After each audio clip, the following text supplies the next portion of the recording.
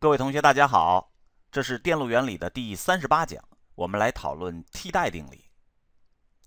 替代定理的陈述是这样的：对于任何一个电路来讲，请注意，这是任何电路，包括此前讲授的线性电路和下一周即将讲授的非线性电路。如果我们知道 dk 个支路的电压是 UK 的话，那么我们就可以用一个值为 UK 的独立电压源来替代那个支路的元件，替代前后其他支路的支路量不发生任何改变。当然，如果说我们知道 dk 个支路的电流是 IK 的话，我们也可以用一个值为 IK 的独立电流源来替代它，同样替代前后电路其他支路量不发生任何改变。这个定理是一个非常神奇的定理，它怎么会是这样呢？我们等会儿来给证明。那么现在呢，我们给出用图形方式表示的替代定理。假设这是一个 dk 个支路，其中的元件可能是任意的，那么已知它上面的电压是 UK， 电流是 IK。那么根据替代定理，我们可以有两种形式的替代。第一种形式，把这个元件替代成一个电压源，其值为 UK， 我们就一定有把握这个 IK 不发生改变，同时这个 A 网络里面的任意支路量也不发生改变。除此之外，我们也可以把它替代成一个值为 IK 的独立电流源，我们知道 UK 不发生改变，网络里面的其他支路量也不发生改变。接下来我们对替代定理进行一下证明，这个证明只需要用到上一讲关于等电位点的一点小小的知识。假设这是那个 dk 个支路，我们在这 dk 个支路上串上一个电压源，再反向的串上一个电压源。很显然，经过这么一个顺串一个反串以后，这个支路从 A 看起来，这个支路没有发生任何改变。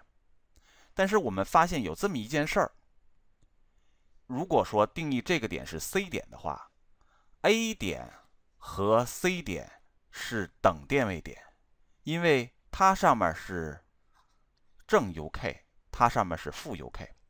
根据前一讲的知识，在一个电路里面，等电位点之间是可以接任意组织的电阻，同时不影响其他的支路量的。那好吧，我们现在就来接一个零值电阻，把它短路起来。那现在这个电路变成了什么呢？变成了两个子电路。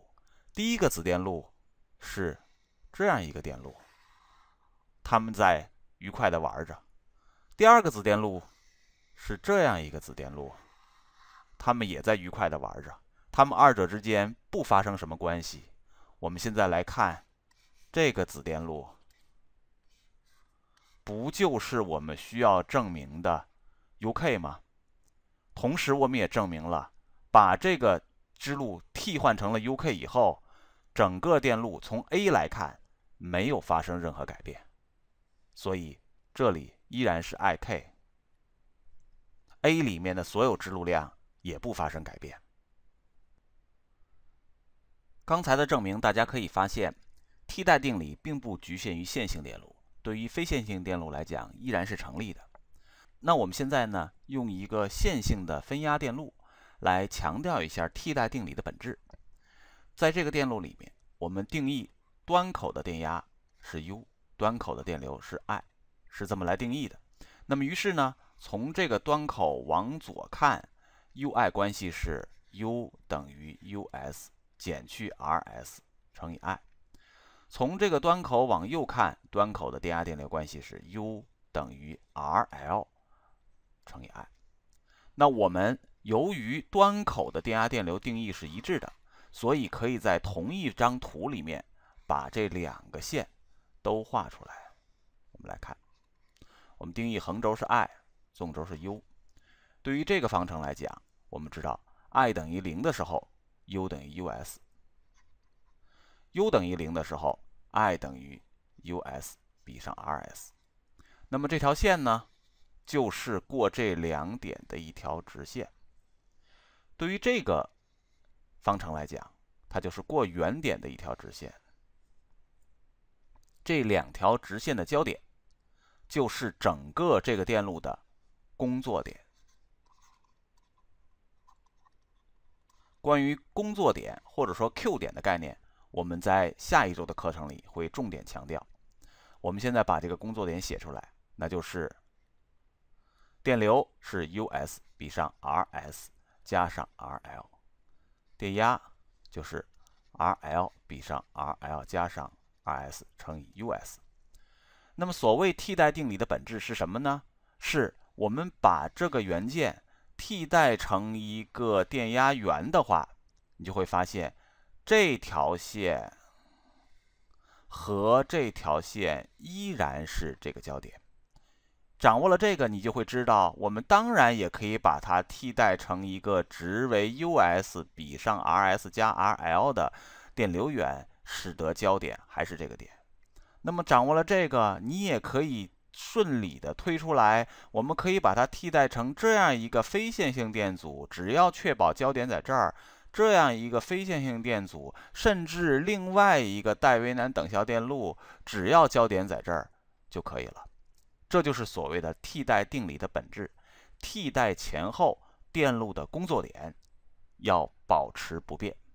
在结束本讲之前，我们有必要讨论应用替代定理的一个非常重要的问题，那就是说，替代定理必须要确保替代前后电路解的唯一性。我们来看两个例子。第一个例子很简单，我们先把所有支路量求出来。这个电流一定是1安，这个电流一定是2.5安，在这儿用一下 KCL， 所以这个电流一定是1.5安。那么我们如果说把这个支路替代成一个5伏的电压源的话，大家发现有什么问题了吗？